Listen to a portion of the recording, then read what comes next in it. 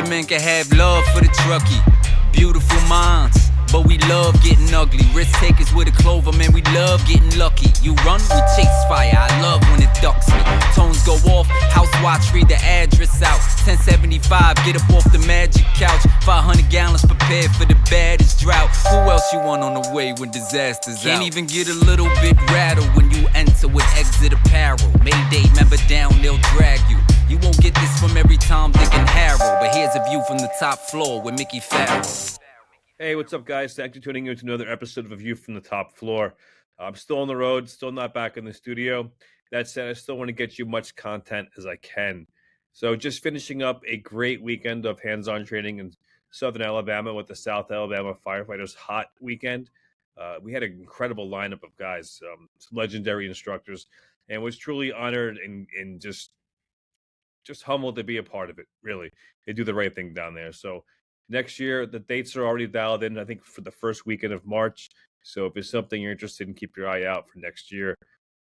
During our training this past weekend, something that stood out to me was the understanding or just the development of building confidence in your search.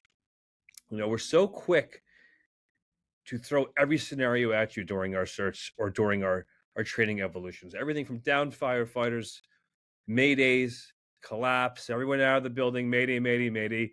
Pretty much most training scenarios go like that. But I think that the challenge to be in training is to prove us right rather than wrong many times. That said, when we're doing our search, maybe we should do some training where we have no victims to build that confidence level of giving a confident report to command that our searches are negative. You know, we're so worried about missing victims during training where we're not really having that accurate understanding that most fires we go to, we're not saving lives. We're not making that grab at every fire we go to. Most fires we're doing our search and they're negative. We should train to expect to find victims. We should turn the corner and expect to see fire. But I think that a real valuable lesson in training would be throwing scenarios throughout the day of having no victims in the fire building. We have to develop our instinct. We have to be able to trust our abilities to make the right decision and give that report to command when you feel the search is negative. You know, there's a fine line between a great chief and a good chief. Now, a good chief prompts you. He gives you those mental notes of when to give a report, but a lot of times those good chiefs, not that they're micromanaging, but they're pushing you to give the report when you're not ready to give it and you feel pressured. And many times we make the wrong decision. That said, a great chief allows you to be confident in your search and get back to command with that search's negative report.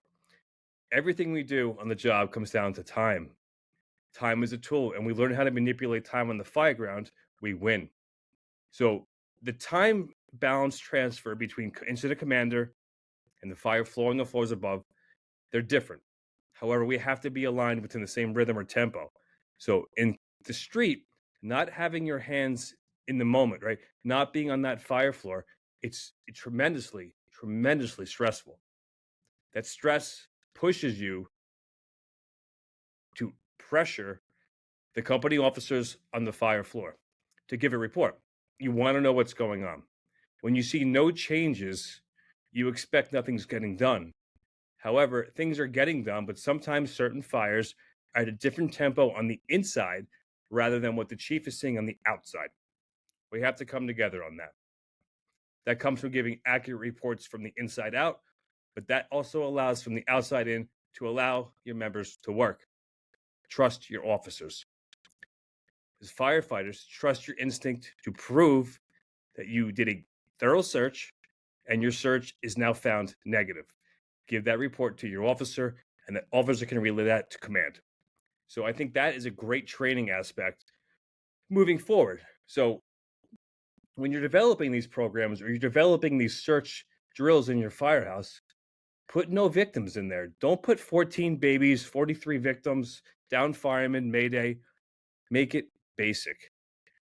The brilliance is in the basics. I'm not sure where that's from. I've heard it before, but there's so much to that. So just keep that in mind when we're developing our next training programs. As far as the incident commander on the outside, don't forget that tempo is truly set from the officers on the inside. You just have to align with that. That's why we have officers now, or chief officers on the fire floor, which is great because now we can maintain that command to command level with that relay of what's really going on. But those early moments of a fire, the officer has to relate to the chief what is going on. But the chief can't pressure that officer to give the report. Let the officer give the report when it's time to give the report, when his duties are done. If that makes sense. I don't know if I'm overthinking it, but it's just something to think about. That we have to be on the same page, and a time balance transfer from the incident commander to the officer on the fire floor may be a little skewed at times, but we have to come together and find that agreement or that alliance of what's truly going on. And with our training, we can develop that confidence level by not throwing every curveball in basic training.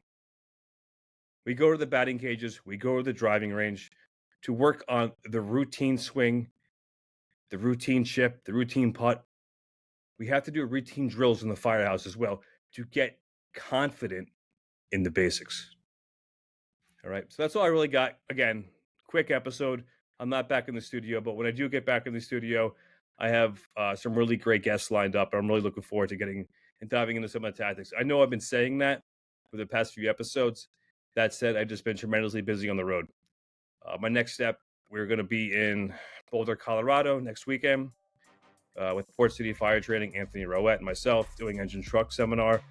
I think it might be sold out, but if you're in the Boulder region, reach out. At least meet up for a beer that night. There might be some availability. I'm not sure with that. After that, I'll be in FDIC, giving my fire academy to the fire floor. I think that's on Wednesday. So stay tuned, and thanks for tuning in once again. I'm Mickey Farrell. This is a view from the top floor. Talk to you next time. Bye.